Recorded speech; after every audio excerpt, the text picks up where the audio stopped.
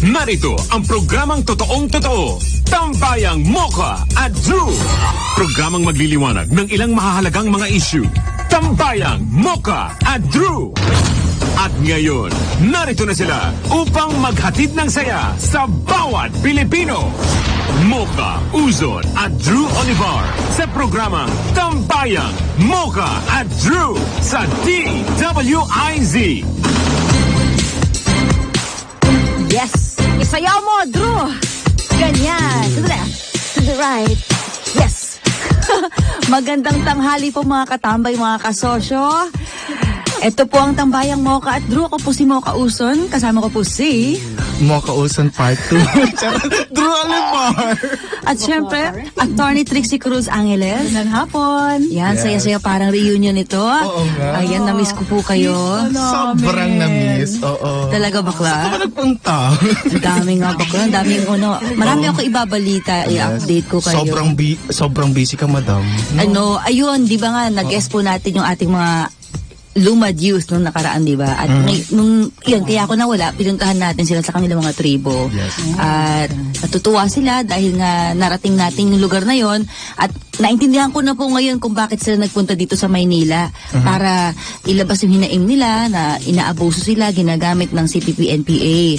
At ang hirap nga talagang abutin yung kanilang lugar kasi nasa bundok po talaga sila, attorney. Naku, umakyat kayo. Opo, napakalayo talaga. Dun sa Talaingod, Davao del Norte ba yun? And Madam, then sa Arakan, North Nakita ko yung Cotabato. video, yung video mo. Tinanggal ko muna yung sound effects, yung background music kasi nakakatakot.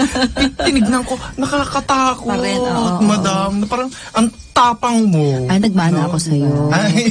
Di kasi, ano po talaga kasi napakabigat na nitong problema natin sa CPP-NPA dahil napag-alaman ko na 80% ng mga NPA ay mga na-recruit na mga IPs, mga lumad, mga katutubo. Ay. Oo, kasi sila yung nasa bundok. Yes. At doon sila nabe-brainwash, wala kasing mga paaralan doon ng DepEd. Kaya itong mga komunista, itong mga NPA nagtatayo ng mga paaralan doon na hindi accredited ng DepEd at ang tinuturo sa kanila ay madugong revolusyon Ay. para sa pagbabago, labanan ng gobyerno. At mamaya ata meron tayong guest, Yes. diba, na former NPA at ikakwento niya kung paano siya na-recruit at kung ano yung estratehiya nitong CPP-NPA sa pag-recruit ng mga estudyante. Ay, grabe. Madam, ang kon mo, ang ganda ng mga post mo. Nakita ko yung pinost mo na nagpa-picture yung mga bata sa'yo. Na nagdikit na dikit. Tapos kinompare yata yung picture mo. Tapos yung kay Maglulugaw. Na parang yung mga bata, na parang diring-diri kay Maglulugaw. Bakit sa'yo parang magnet ka talaga? Ay. Iba talaga ang Mocha Uzon. Salamat. Sa ano yan? Sa Tambobong. Sa Tambobong. Tambobong nga! Oo nga. Teka, sa Tambobong Elementary School sa Davao City. Sa city na yan. Opo. Hindi natawa lang ko, parang pinagsama lang yung isang muro tapos isang camp. Pero ang Davao ganda. del Sur. Opo, Oo, yan. ganda ng yung place na yan. Maganda naman, madam, yung place na yan. May mga hidden treasure ba? Mga places sa place nila, gano'n? Ang sabi sila, mayaman sa, kakao. Ayan. Ay, kakao. Papunta dun sa kanilang paralan. Nasa kalsada lang yung mga kakao nila. Yung pinapatuyo po yung mga kakao beans. Pwede tayo magtayo doon ng chocolate factory. Oo, ganoon. Kaya talaga Baterol. pinaprotektuhan nila ang kanilang ancestral domain. Uy, batingin naman natin yung mga nanonood ngayon. Yes. Hello po. Hello. Nangangapa ka ulit. Hindi, kasi nung nagpunta ako syempre, aeroplano ako, Yes. di ba? Nakausap ko yung isang pilot. Yes. Okay. At ang sabi, naku, lagi ako nakikinig ng karambola. Wow, salamat. Oo, Yes, salamat nagulat din ako, sabi, nakikinig din ako ng Tambayan, sabi. Oo, talaga sir, pilot to ha, si Major. Ayun. Naku, delikado yung ginagawa niya. Nakikinig siya, tapos nagpapatakbo na Hindi aeroplano. naman, hindi. Naku naman. So, ganoon nga, Drew. At saka, Sabay. hindi sabay, ikaw talaga to. Tapos buklo. Nakakaabot. Oo, marami rin ako nakakausap, sabi na, lalo na yung mga OFWs. Yes. Kagagaling ko lang din po ng Malaysia, mamay kakwentuhan ko rin po kayo dyan. Ang sabi, natutuwa sila sa'yo, Drew, kasi nakakawala ka ng stress. Ay, gano'n. Oo. Pero nagbibigay naman ako ng stress sa mga... Okay lang yun. Sa akin. Ay, gano'n. Ay, hindi sa mga kalaban, di ba? Ay, totoo yan. Totoo yan. Salamat po sa pakikinig. O, siya nga pala, nanggaling lang po kasi ako sa Malaysia. Yes. At kasi meron po kasing nagaganap ngayon, ano ba ngayon, Thursday, na 25th ASEAN Labor Ministers Meeting. 10 ASEAN members dyan, andyan po yung mga labor ministers nila. Siyempre, kasama si DOLE Secretary Bello III. At yun nga yung pinag-uusapan nila yung kung paano pa mas mapapangalagaan yung mga migrant workers. At siyempre, may kinabang dyan ng ating mga OFWs. Yung mga polisiya dyan, napirmahan lang nung ASEAN Summit dito last year, November 2017, sa panahon ni Pangulong Duterte. Kaya, kasi may 2 countries doon na Tony Trixie na parang hindi sumasang-ayon sa mga policies. Okay. Kaya hindi matuloy-tuloy yung pirmahan doon.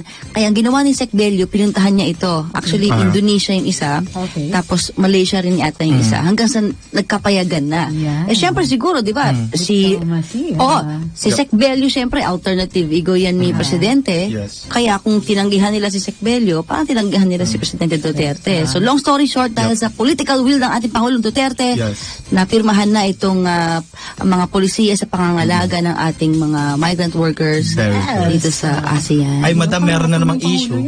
May comment na naman kay Madam Mocha na parang, di ba wala ka na daw sa gobyerno? Gano'n. O, tinawanan na kayo. Unang-una. Sagutin ko, unang-una, pag yung mga nakikita niyong pinupuntahan ko, wala pong gastos ang gobyerno dyan. Kasi parang tayo naman, attorney, ikaw rin, Drew, di ba?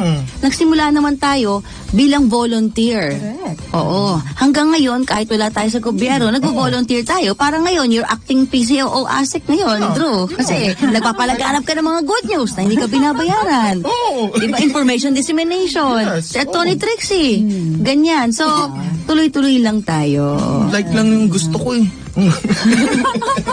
At saka, update lang po. Hello pala sa mga kababayan natin dyan sa Malaysia. Yung na-meet po namin ni Sec Bello sa embahada doon, sa Kuala Lumpur. Hello din po sa kanilang, sa ating ambassador to Kuala Lumpur, si Ambassador Charles Jose. Napakagaling po niya, no? Napakabait na po. Inalagaan yung mga OFWs natin dyan. At syempre yung ating mga kawani ng DOLE dyan sa Polo Owa. Sa shelter doon, meron po mga 12 na mga po doon nakastay doon at pinangako ng Sec Bello na makakauwi na sila bago mag-Christmas. Ay. Hello din po daw kay Kwan. Sabi ni Leila De Limas, hello daw po sa mga Kwan. Mga taga Sabah, Malaysia. Sana Sabah naman yan eh.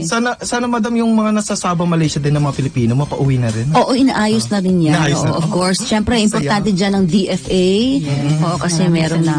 Oo, inaayos nila yan. Galing. Kasi sabi nga ng Sec Bello nagsalita siya sa PhilCom, may mga 100 OFW group leaders sila nandoon. Sabi niya na kapag na hindi na satisfy si Presidente sa aming ginagawa, alam niyo naman si Presidente, pinapatalsik niya, sinutsugi niya.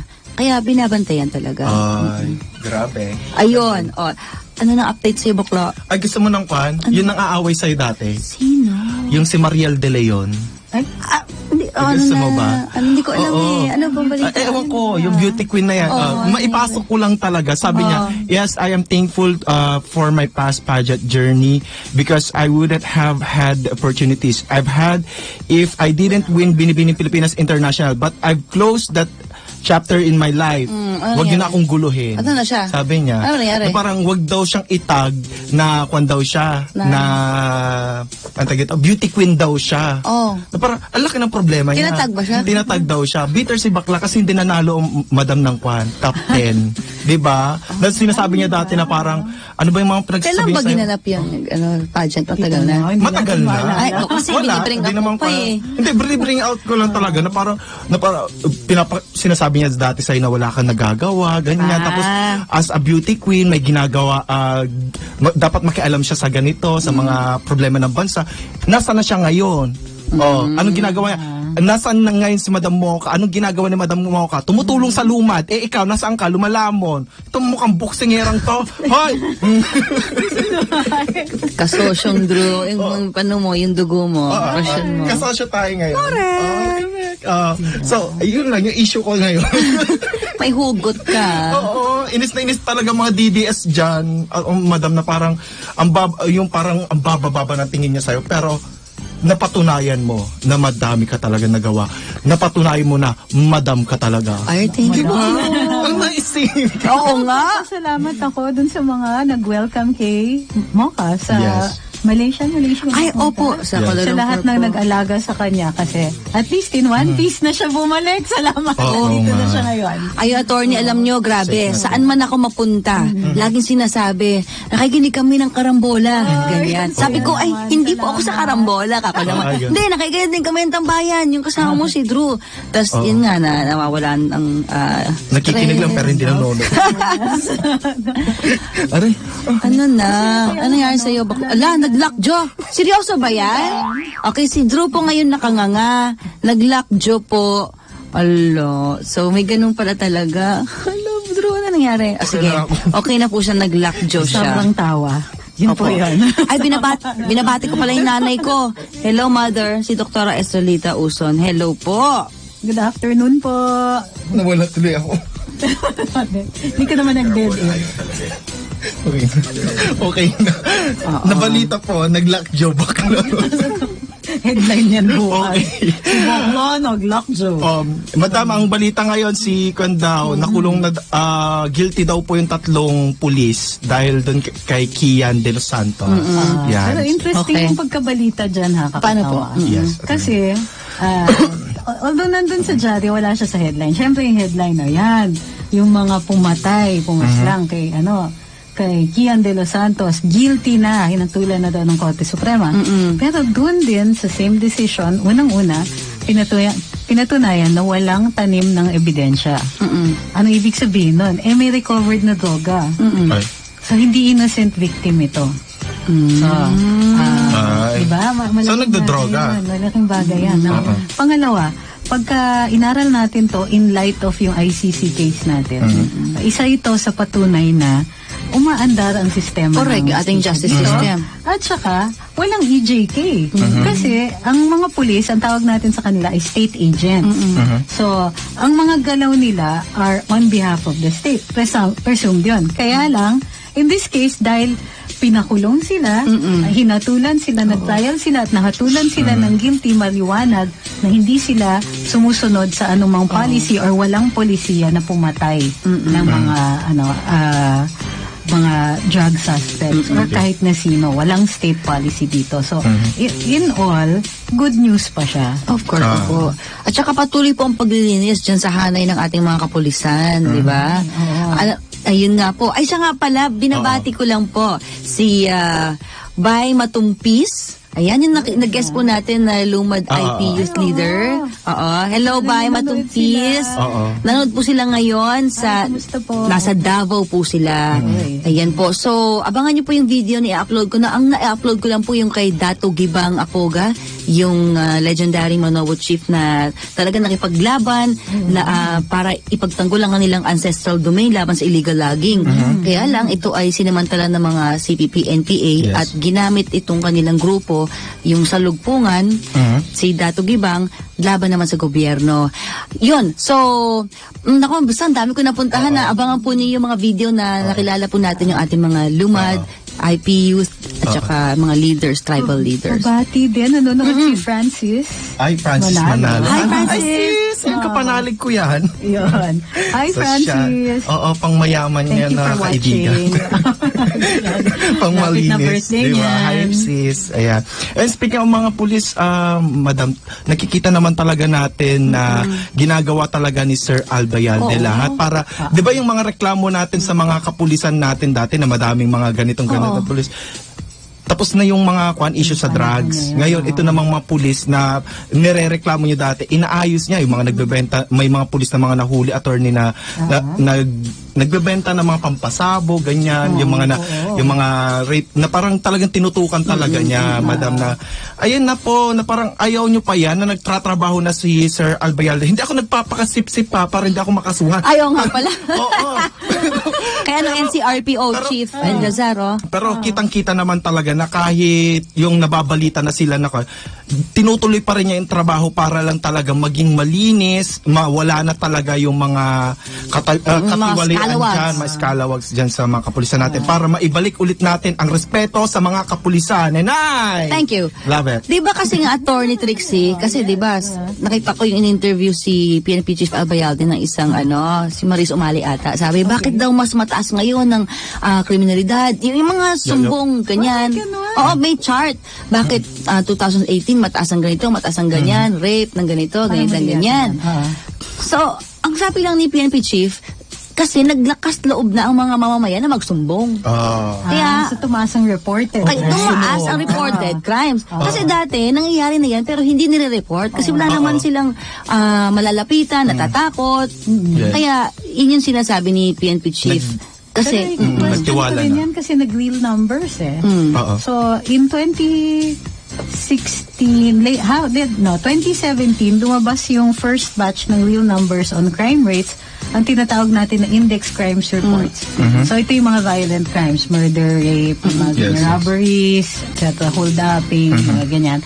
Nag-decrease overall 30%. Nationwide yan. So, aralin ko na lang muna uli yung next batch ng numbers. Bali, ito po yung yung crimes ng police. Yes. Police. Kasi di ba meron yung na balita na yung parang police? Hindi, mas Palit-puli, may mga ganun pa. And also, it indicates na kinakasuhan na sila. Kinakasuhan. Kasi reported crimes equals cases equals dismissals also.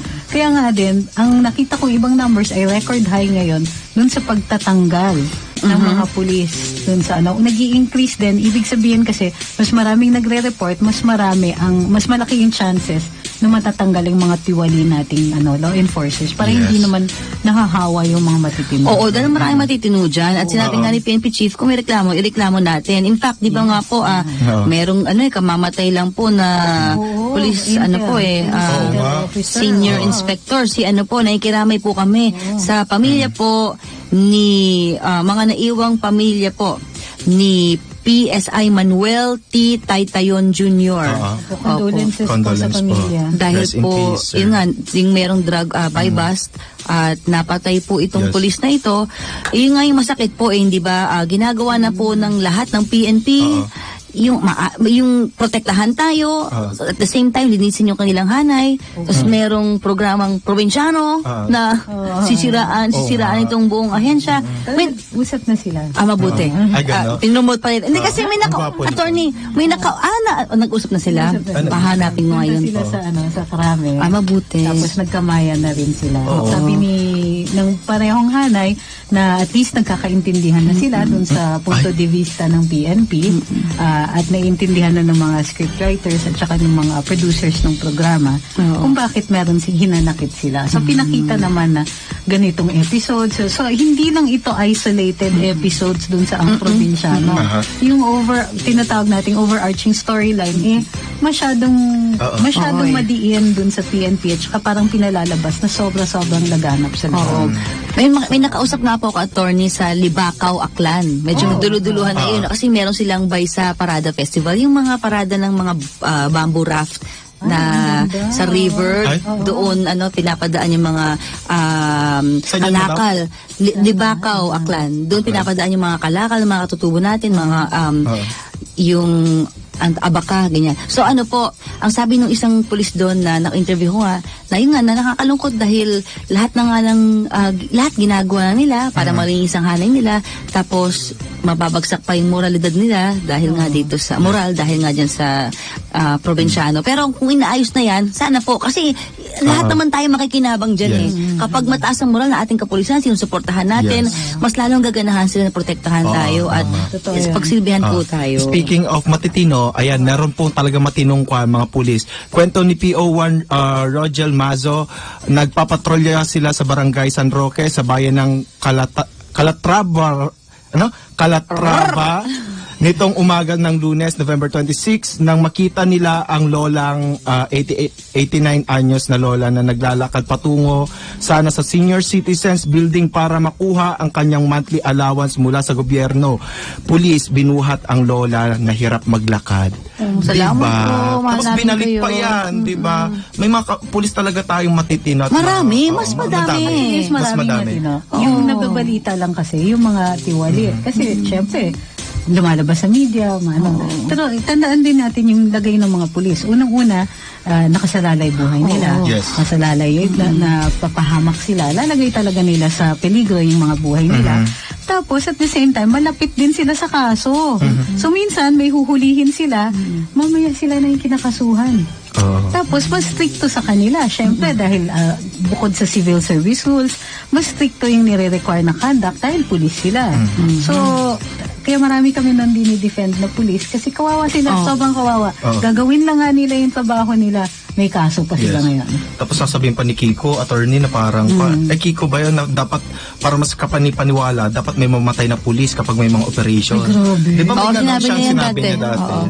Parang kawawa naman mga kapulisan na. Tsaka may mga pamilya yan, may mga muka, yung mga kapulisan natin. May mga anak. Tapos alam niyo ba, like sa US, pagka pulis yung namatay, grabe yung parada, grabe Yes. yung honors na binibigay, at saka grabe rin yung retaliation. Talagang the community at saka yung mga pulis, talagang magka-close rank sila, hanapin nila yung Kasi malaking bagay, yung pagpulis, ang sinaktan mo, o pinatay mo, dito nga, meron crime mas mabigat kapag person in authority yung sinaktan mo o nilabag mo yung kautusan. Kasi yung police nire-represent niya yung estado. Yes. Saka yung gobyerno. So it's not an ordinary physical violence. Violence siya na china-challenge mo yung autoridad ng gobyerno na disiplinahin ang taong bayan kapag ka nangangailangan. Ayan, hawa ko si bakla. Yes na rin ako ng yes. Ato! Basta pag-cake mo.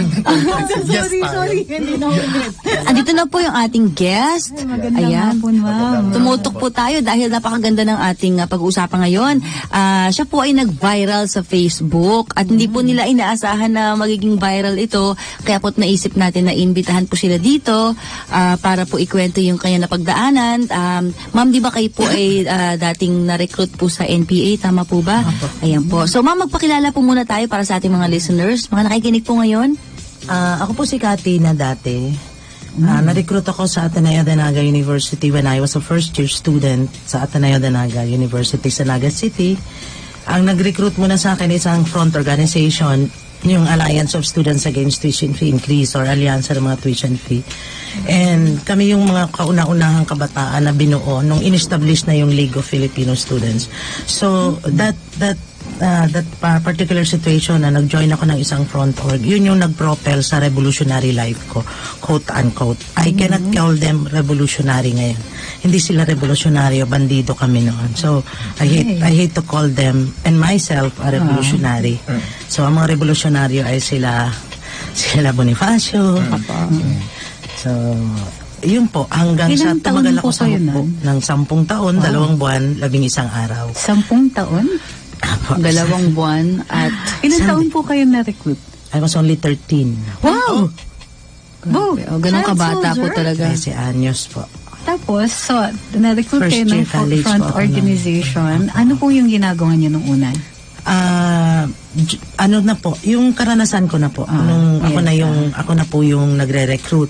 Ay, Basta okay. nung panahon na po yun, I was recruited through books. Mahilig po kasi ko sa books.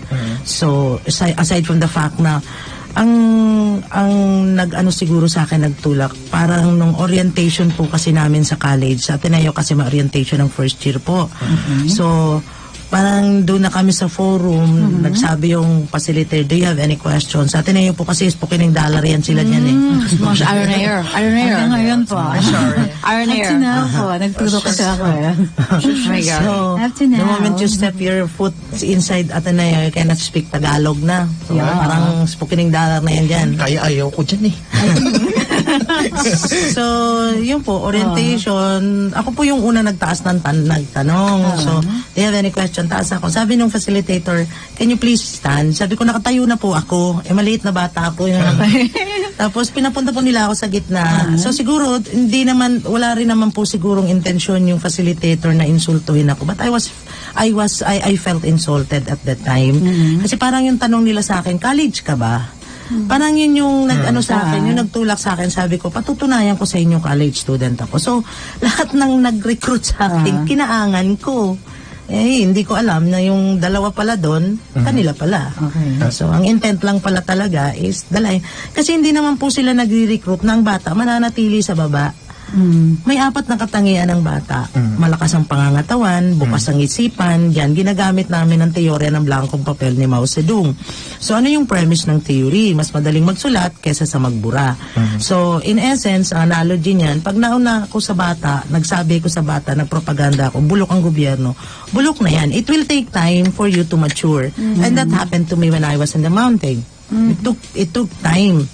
Aside from the fact, na malakas ang pangangatawan ng bata. Kasi doon di kami kumakain doon eh. Okay. Wala namang pagkain doon. Wala doon McDonald's, walang Greenwich. Sa bundok. Pag nagutom ka, sabihin mo sa commander mo, wait lang ha, take out ako. Oh. Walang ganun eh. So kung ano yung kakainin ng paniki, ng bayawak, ng even live crickets kinakain namin just to survive. Okay.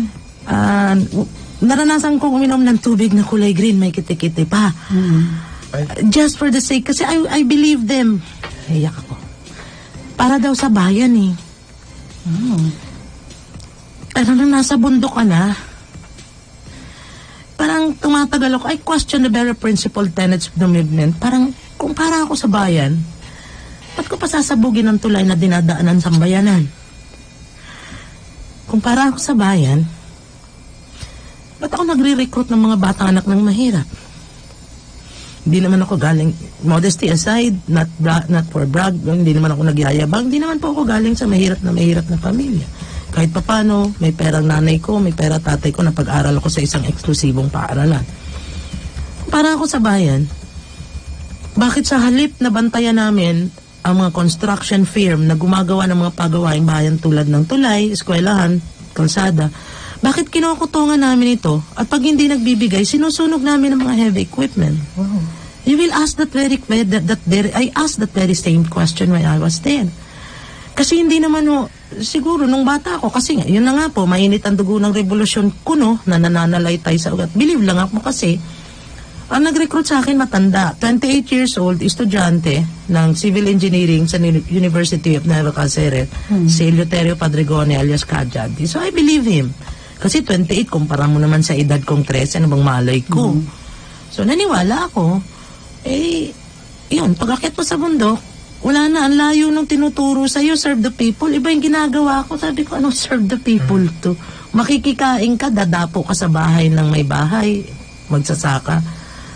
Parang tinatanong ko, bakit kahit isang butil ng bigas wala akong dala? Isang salop na lang yung pagkain nila. Buti sana kung squad lang ang dala ko. Plato ng dala ko eh. 40 persons yun. Pakakainin yun. Pero para sa bayan. I mean, parang irrational ba? Hindi siya nagmimit. Ito yung teorya. Yung praktika nandun sa Sulu, yung teorya nandun sa Batanes. Parang layo talaga. At hindi lang malayo, hindi lang malayo talaga. Hindi siya nagmimit. Yun po, sumuko ako kasi Madam, kasi nanggaling din po ako sa mga katutubo po yung sa lugar po ng mga lumad, mga IPs natin, katulad po sa Talaingod, sa Arakan, sa North Cotabato, sa Davao del Norte. At yun nga rin po yung kwento ng mga tribal leaders, yung mga dato na matatanda na naloko rin po, 30 years din sila nasa kabila. na mga bata po talaga ang tinatarget nitong mga CPP, NPA kasi katulad ng sinabi ninyo, yung andun yung lakas ng katawan, andun po yung idealismo at nabe-brainwash po talaga sa murang edad. Actually po, ang strategy nila, iisa lang naman agitate the people. Galitin mo ang tao, galitin mo ang tao, galitin mo ang tao. I-condition mo ang tao, inaapi sila. Kasi wala namang inaapi na sasabihin doon sa nangaapi sa kanya na tuloy mo lang yan, masarap yan. So, technically, pag inapi ka, ang unang-unang mararamdaman mo galit. At kailangan mong isabuhay ang galit. So, kailangan, ang pagsasabuhay nun, kailangan mong lumaban. So, yun lang naman ang... Pero, madalas ko po itong sinasabi, ma'am, hindi kailanman magiging solusyon ang madugong revolusyon, ang madugong digmaan sa fundamental na problemang sosyal at politikal at ekonomikal ng bayan. Ang solusyon lang po dyan, edukasyon. Sa mga nakikinig po sa inyo, alam ko po, kaya nga sabi ko ni Rico, kasi noon, matagal ko na po itong ginagawa, this is the first time na-shock lang ako sa naging effect nung ginawa ko sa pills ka na. Ay, kasi, Lola, viral ka. Anong viral? Sabi ko, wala akong sakit. Kasi bobo nga po ako sa Lola, batang-bata po kayo. Sige po. Lola, viral ka. Sabi ko, anong viral? Wala mang ko sakit. Nandito nga po, trabaho mo na. Hindi viral ka. Saan ba? Ano ba yung mga viral na sinasabi niyo? Hindi ko po alam. Sabi niya, buksan mo. Di bukas naman ko, ay ano to? Sabi ko, wala akong intensyon nito. Ang intensyon ko lang magkwento. Sabi niya, wala akong magawa. Ganyan na, siguro. So, actually po, iniisip ko kagabi matagal na po akong maharap sa publiko, pero hindi po sa katulad mo, Ma'am Mocha, na milyon-milyon ng followers. Ang pinupuntahan kong school lang estudyante. Sila lang nakikinig sa akin. And all of a sudden, bigla I was thrust into this situation. Sabi ko, am I going to attack the situation? Do I have to take advantage of the opportunity para magkaboses at magkamukha ang mga former rebels like me? O mananahimik ako? Kaya lang sabi ko, pinili kong magsalita noon nanindigan ako. Siguro binigay ito ng Diyos. Baka meron pa siyang misyon sa akin. Ang misyon ko lang naman po sa buhay kong I was able to take another list in life. Hindi ho ba pwedeng mga katulad kong mga FR na yung mga nakausap niyo, members po ng Peace, they told me about it. Actually, may pictures kayo sa Facebook sa naka-PM sa akin. Nanay, nandito si Miss Mocha, kinikwento kami. Sige, kwento nyo kung ano yung nararanasan natin. Ano tayo. Ano yung hirap na pinagdadaanan mo. Mga pagsuko ka na. Yung mga ganun po, parang sabi niya, kaya nga po, siguro nag-snowball, is because parang siguro nagkaroon ng mukha. Kasi noon ng mga FRs, nagsasalita sila, wala silang mukha. So yun yung ko. Yun yung intent ko. I have to show my face. Pero sa of now, re-request ko sa likod lang muna. Kasi milyon po, hindi po biro ito. Kasi eskwelahan po, ilan lang po yung nakikinig sa akin. All of a sudden, I was thrust in the situation. So I have to really, kailangan ko pong internalize, kailangan kong aralin ang sitwasyon, kailangan kong i-prepare ang sarili ko, is-prepare ang pamilya ko. Ayan, magbe-break po muna tayo. Wag po kayong aalis dito po sa Tambayang Mocha at Drew. Sila Mocha Uson at Drew Olivar sa programang Tambayang Mocha at Drew sa DWIZ. Muli nating balikan sila Mocha Uson at Drew Olivar sa programang Tambayang Mocha at Drew sa DWIZ. Nagbabalik po ang Tambayang Mocha at Drew. Ako po si Mocha Uson. Ako po si Sastroga Drew Olivar. Kasama po natin si Atty. Trixie Cruz Angeles at ang ating special na panauhin si Ma'am Katina na siya po ay former rebel, ayan, dati pong NPA. At kinukwento po niya sa atin kung paano po siya na-recruit sa murang edad, 13 anyos po. 13 years old siya nung na-recruit po siya. At kailangan po makinig po, lalo na po yung ating mga magulang para po mabantayan din natin ang ating mga anak.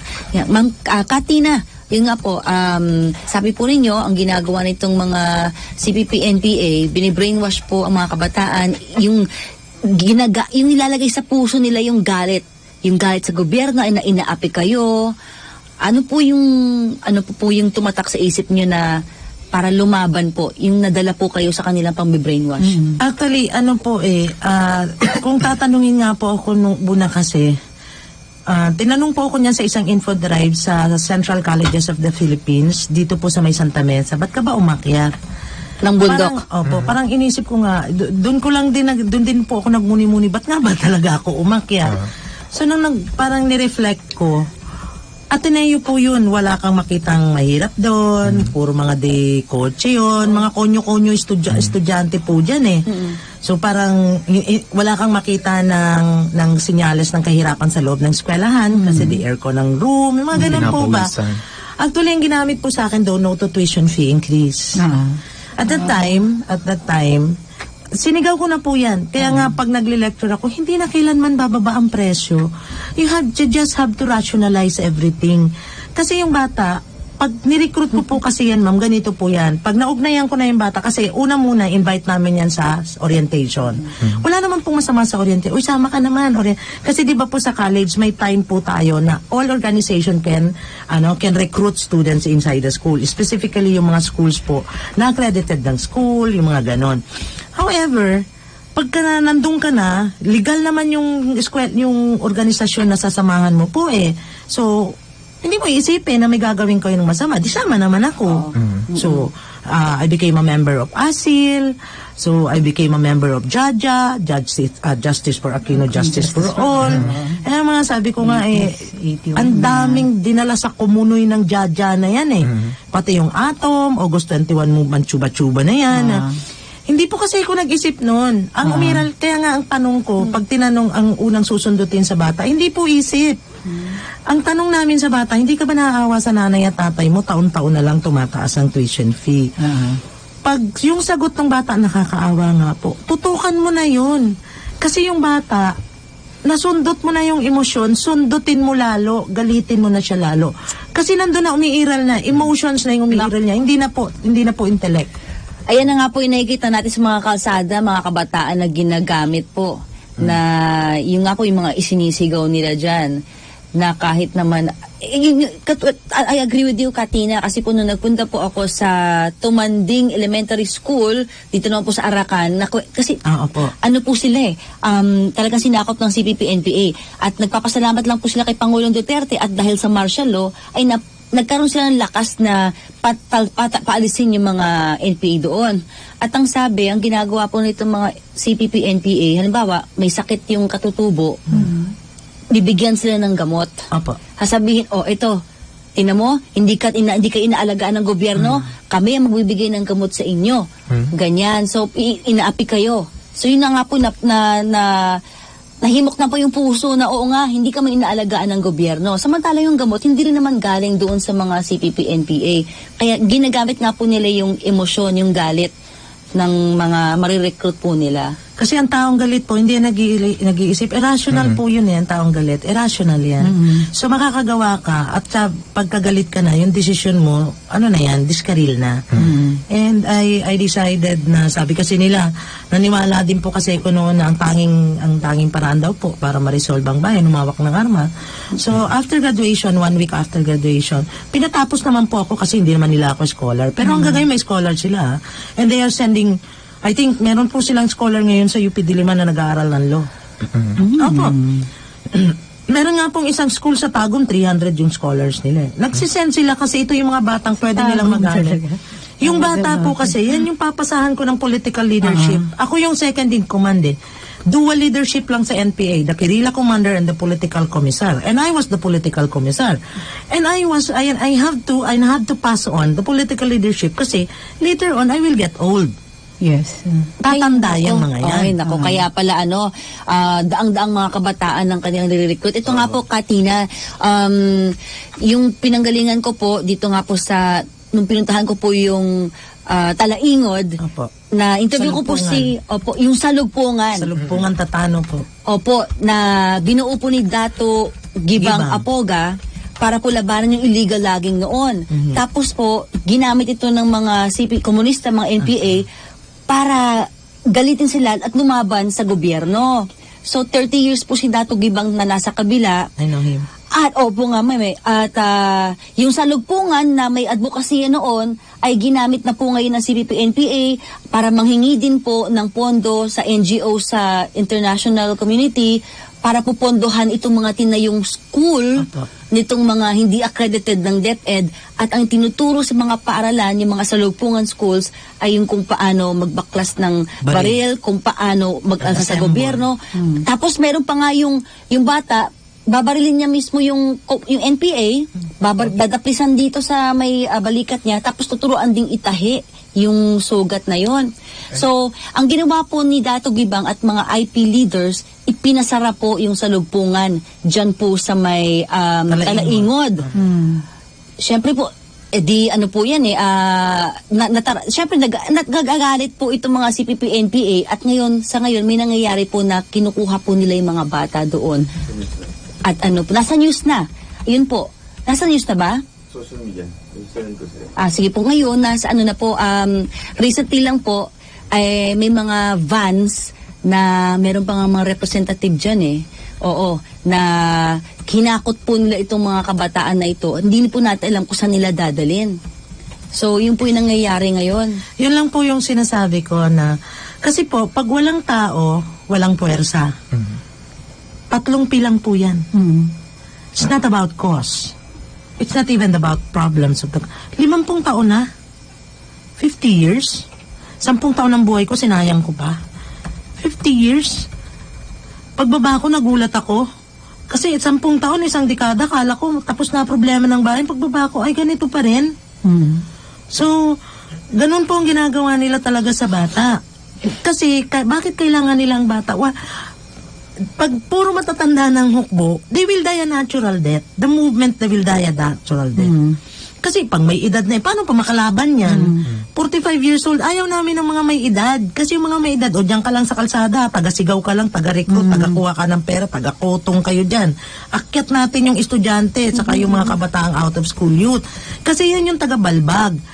Kasi kailangan nila, sinabi ni Jose Maria Sison yan, there are 3 processes by which the Philippine Revolution, or quote-unquote, is to be advanced. Ang pagbubuo ng partido, ang pagbubuo ng bandidong armado, at ang pagbubuo ng prente. Sila na mismo nagsabi na ang NDF ay front. Sinabi nila yan, National Democratic Front. They were the ones who agree. Agree sila, na front lang sila. Di ba sa atin, pag sinabi mong yung prostitution, yung videoke, ni-raid ng police kasi front, ibig sabihin, there's an illegal phase, there's an illegal phase. So, by the name itself, inamin nila. Lahat ng ginagawa illegal. CBP, NPA, NDF. Opo, puwersa, Armas. pera,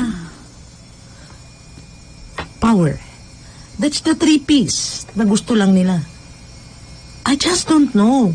Sabi ko, kung para tayo sa bayan, ano kaya, sabi ko nga, hindi rin, natupad yung pangarap ko hindi ako namatay na nakita ko na pinaupo sila ng namumuno. And this is the only administration that allows them to sit. In-insert sila. Binigyan sila ng chance, ba't hindi sila nagtrabaho? Yung isa nag-junket. Oh. Di ba po? Yung isa daw po, pinamigay yung mga yung isa cash. Kung kanika, hindi, wala naman po ako na nabigyan mo rin yung active family ng conditional cash transfer. But ang tanong ko, sumuko ba silang katulad namin? Did they denounce in public the atrocities and the killings of these bandits? Wala. Katina, ito po, ito nga yung nangyari kagabi, ito na po. Former Bayan Muna representative Satur Ocampo is now under investigation after he was arrested at a PNP checkpoint in Talaingod, Davao del Norte. 5 van convoys was reportedly filled with students from Salungpungan School. Ayan na po. Human trafficking po yun Yun na po. At andito rin po si IACS Teachers Party List Representative Franz Castro. Dito din. Ayun, front po nila yun Ayun na nga po. Parang kumbaga dikto mo yan sa loob, turo ni Vladimir Lenin, join the government to destroy the government. Yun lang yun. Pasukin mo ang gobyerno, gamitin mo pondo, walang kahirap-hirap. Ilan silang nandiyan dyan na congressman? 2001, nanalo na po sila. 3 lang silang party list or party list group. Meron silang mga congressmen. Magmula 2001, ngayon po 2018. So that's more than, I think, 17 years na nandyan sila sa politika, nasa mainstream sila. Ano po bang napatapos nilang tulay? May nagawa po ba silang building? Meron naman pong ginawa doon sa Bacon Benguet. Ginawa nga lang yung headquarters ng Armado. Katina, nabanggit nyo itong mainstream media. Hindi po ba kayo po ay naging broadcaster? Di ba po? Journalist po kayo. At na-penetrate, na-infiltrate nyo din po ang mainstream media. Correct po ba? At ginagamit din ito ng CPP-NPA para sa pag-recruit. Pakikwento nga po, ma'am, itong nangyari. Tasking ko po yan. It was in the mid 1989, I think, 85 po, graduate na ako. So, akyat muna, and then, pero sabi nila, dalhin siya sa white area. Dalhin siya sa white area. So, inayos muna nila kung saan akong white area pupunta. Pinakamalapit po, Lucena City. So, I was hired as a news reporter po na beat ko noon, police, yung mga doon sa DWLQ, under Beacon Communications, owned by Danding Cohangco, hanggang sa I rose from the rank there. Pero doon na rin po ako sumuko kasi doon kumbaga nakita ko na ito ang kaliwa, ito ang kaliwa, ito ang kanan. Di naman pala ganun kabulok ang gobyerno. Kasi nakokondisyon po kami ang utak sa bundok. Bulok talaga ang gobyerno. Actually, pag nagpo-propaganda nga po noon ng mga sundalo na sumuko na kayo sa gobyerno, parang nagtatawa na, ba't kami susuko? Bulok nga kayo eh. Parang ganun. Pero nung nandun na ako sa white area, nakita, ang hirap ng buhay namin. Kumakain kami ng buto ng ipil-ipil at lumot ng bato, umiinom ng tubig na kulay green. Tapos yung white area operator, naka-apartment, Air condition. merong air condition ang room. Parang si Joma Season sa Netherlands. Oo. Meron silang sari-sariling personal ref, kumakain ng Toblerone, umiinom ng Coke in can. Sabi ko, agoy, ang sarap ng buhay nila, parang okay lang. Sabi nila pantay-pantay. Tapos ngayon, ang laki ng disparity namin sa bundok at dito sa white. Ang sarap ng buhay nila. Yung mga nagrarally na yan, when was the last time na balitaan nyo itong si Baba napukpok sa rally? Ay, oo nga, no? Sinong ba? Dalawa pa yung baba. Isang pula, isang dilaw na baba. Dalawa po yung baba na yun. Yung isang pula. Yung pula. Kailan niya nasaktan? Kasi every time nagkakagulo na yan, wala na yan. Team leader ako, agitating team, Bicol contingent. Pag sinabi sa akin ng convener, o pa nagkakapiko na, tumingin ka na sa alas 3 mo. Pag dito po ako nakaharap, ito alas 3 ko. Wala ho, coded ho kasi yung usapan namin. Coded ho yan. Yung rally namin is picnic, Marlboro, Mindiola, o alauna ha, picnic tayo, Marlboro. Hindi, alam na namin yon. Hindi nyo maiintindihan yung pinag-uusapan namin sa kahit na nadyan ng pulis. Hindi na maintindihan yan. Coded po yan. Madam, yung Pwede po pag may nag-guest kasi dati dito. Nahilang mo ako Katina. tinatawag ng madam. Ay. Kadro. Katina. Ayan. Yung nung nag-guest po kasi yung mga lumad, sinabihan po sila na fake. Ngayon po, baka mamaya po, sasabihin po na fake NPA po kayo. Gano'n naman po sila, may sakit silang amnesia. Paano nyo po mapapatunayan na talaga NPA po talaga kayo dati? Di gusto nila, mag-draw na lang kami. Ito, i-draw mo si Drew. Katina. Ayan. Hindi kasi, Gano'n naman po talaga sila. Limot Siyempre. na nila, hindi na nila. Kasi siraan nila. Yup. Hindi ako naninira. Ang buhay ko, ang sinasabi ko, kunikwento ko. Wala akong pakialam sa inyo. Ang sa akin lang, pwede ba tigilan na natin to? Meron ng taong nagtatrabaho. Pwede bang let's consolidate, magkaroon na ng cohesion. Hindi yung takbo sa kaliwa, takbo sa kanan. Hindi makaungos, hindi makaabante yung bangka. Iikot lang tayo ng ikot sa laot. Kailan pa? Iisa lang po ang Pilipinas. Kung dalawa lang po ito, patayin ko lahat yan. Babalikan ko, meron akong grupo and we are 28,878 members nationwide. And ngayon, nag-report na naman yung kasama ko, Nay, may 400 pa tayong dagdag ha? Oo. Numbers. Oo. Kaya ko, ako, i-call, gantihan yung, kumbaga, patulang ko yung hamon nilang pabagsakin ko ang gobyerno. Sige po, sugurin ko doon si Duterte. Tanong, pag napabagsak ko, saan tayo punta lahat punta? Wala na. Oh. Ayaw ninyo na ayaw. I mean, I am late. Kasi kilala ko po siya eh. Kumbaga parang KM siya. Kumbaga noon inaabangan ko. Magdi-declare kaya siya. Parang, kaya lang I have to go beyond my personal interest. Parang 2 days before saka ako nagdedesisyon dito tayo. Kasi baka itong atin mamatay to. Which happened. I went beyond my personal need, my personal interest. Ang ibuboto ko bang tao dahil lang sa gusto ko o kailangan makatulong sa bayan? Tama po. Nagtatrabaho na. O ayan, sa dami ng build program na yan. Ba't hindi bantayan ng NPA? Yun ang hamon ko eh. Di ba sabi nila walang kalsada? Gumagawa na eh. Opo. Eh bakit nyo pa sasabugin yung heavy equipment? Yun nga po. Yun, ma'am, Bakit Katina. nyo pa kukutungan? Correct. Noong nga po na nagpunta po ako sa Talaingod, grabe po yung kalsada doon. Pero may nakita, talagang lubak-lubak, bundok. Pero may nakita po ako doon na sign, ginagawa na po yung kalsada at nakalagay doon, build, train. Train law, nakarating na po doon yung pagpapagawa ng kalsada. Ma'am, kung sa konting oras na lang po natitira, ang tanong ko po ma'am, di ba napasok niyo po yung media, ibig niyo sabihin, meron po tayong mga pula, meron tayong Ay, mga dami. CPP, NPA sa broadcasting, sa telebisyon, sa print, sa radyo. Dami po. Sabihin ko na lang sa inyo off the air. Bantayan nyo yung kilos nila. Ay. At itong mga Meron to, ng isang reporter na na-meet ko po sa Cagayan de Oro isa FGD, Information Support Affairs Focus Group Dialogue po ng office na kinabibilangan ko. Nagkanda kami how to engage the media. Inamin niya 35,000 per news. Binibigyan siya ng hukbo ni Ka Oris doon. Ni George Madlos doon sa Cagayan de Oro. Meron silang 35,000. Ay. Magsusulat lang siya para sirain ng at mga kilalang personalidad pa po ito. Na aktibo rin sa Metro social Manila. media. Opo, dito po sa Metro Manila, aktibo sila. Ay, nakikita ko nga sa Facebook yan, ma'am, kapag nilalabanan ko yung mga terrorist sympathizers na party list, naglalabasan po ito mga uyog media yan, personality. Sabay-sabay, ma'am, sa Facebook. Sabi ko, ay ano, komunista ba to? Pula ba to? Bakit sumasawsaw? Kumukuyog nga po, lumalabas po sila. Trabaho po, tasking nila yan eh. Madam, naku, alam nyo. Sabing bitin tong interview. Oo nga eh. Kung pwede bang mag-part 2 tayo? Kulang to. Pwede po bang, usap na lang tayo na. Opo. At saka ito po, ma'am, ito po, panawagan nyo na lang po. Kasi ito po, nakakalungkot po kasi dahil sa murang edad po, kapag na-brainwash na ano po yung puso nila, nahimok na inaapi ng gobyerno, bulok ng sistema.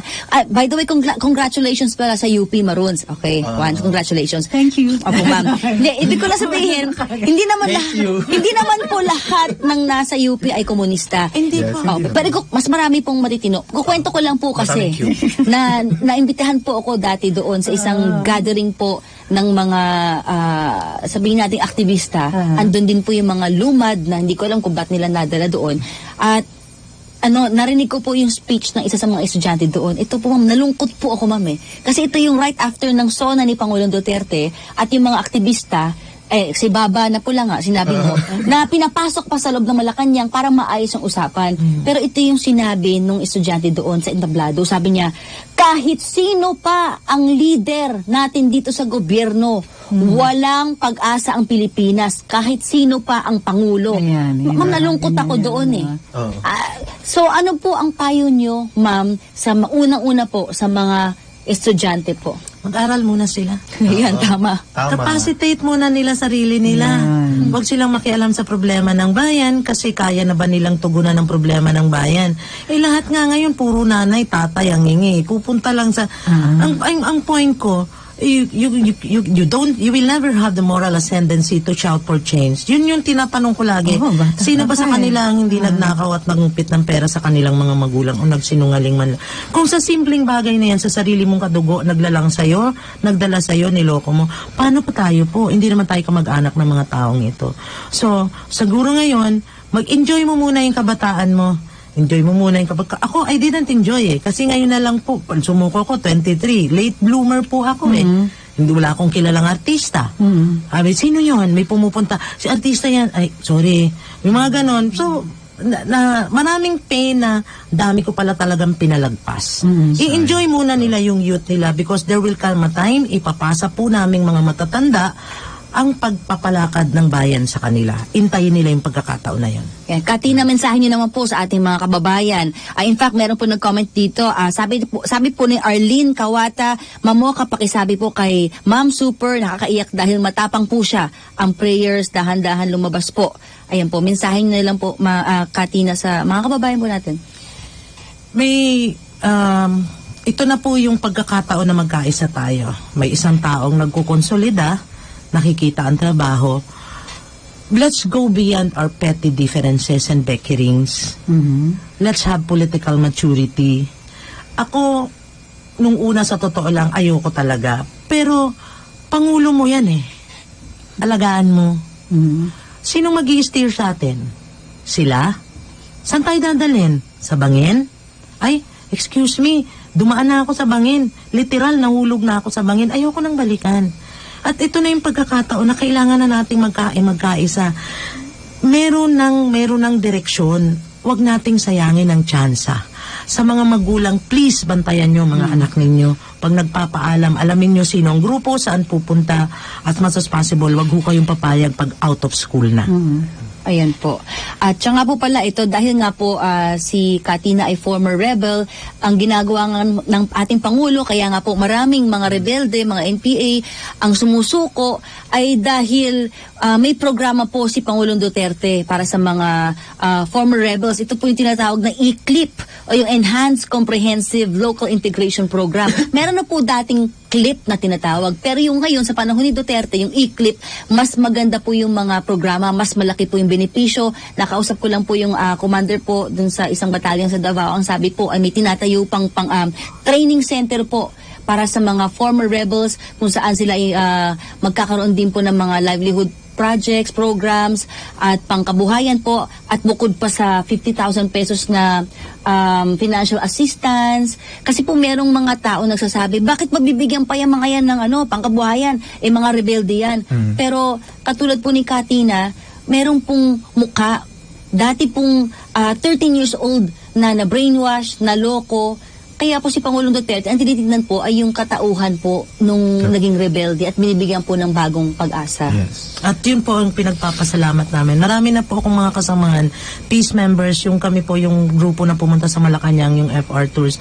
Majority of them were able to undergo trainings na sa TESDA, nag-AALS na sila.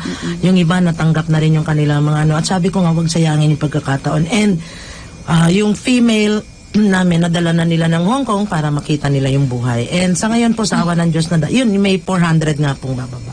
Ayan po.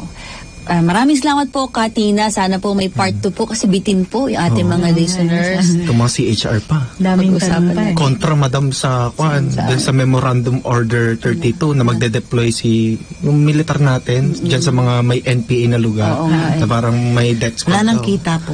Oo. Oo, pumunta na lang. May sandalo, wala nang Mga kita. CHR. Oo nga po eh. Parang kwan pa yan. Kaya nga po nagkakaroon ng lakas ng loob itong mga lumad, mga tribo natin na tumiwalag sa CPP-NPA dahil sa presensya ng militar sa kanilang lugar. Ayun po, Ma'am Tina, Katina, meron po ba kayong gustong Maraming salamat po, bigyan? Ma'am Mocha, sa Sir Drew, Ma'am. Sa pagkakataong ito na binigyan nyo na ng mukha ngayon yung mga former rebels like me, yung hirap na pinagdadaanan namin. Sana wag nyo kaming makilala sa aming nakaraan. Kilalanin nyo po kami sa pagsisikap namin maging positibong bahagi ng pamahalaang ito. Yes. Nagsisikap kami kasi may nakikita kaming pag-asa. Maraming salamat. Kung gusto niyo pong may part 2 ito with Katina, puso-puso po muna. Bilang tayo ng mga 10 seconds. Pusuan po. Yan. Puso-puso. Opo. Yan. Ayan. Welcome, Ma'am Tina. Ay, Katina. the real world. Ito ang totoong buhay talaga. Ito ang totoong Pilipinas. Maraming salamat po. At siya nga po pala, congratulations po ulit kay Dole Secretary Silvestre Bello III na nasa Malaysia po ngayon para sa 25th ASEAN Labor Leaders Meeting. Labor Ministers Meeting para po pangalagaan ang kapakanan po ng ating mga OFWs. At ayun po, tuloy-tuloy po ang mga good news at wag po kayong mawawala. Bukas magbabalik po, syempre, same time, 12 noon to 1 p.m. ang Tambayang Mocha at True. Ako po si Mocha Uson. Ako po si Drew Olivar. Kasama si Attorney Trixie Cruz Angeles. Salamat po.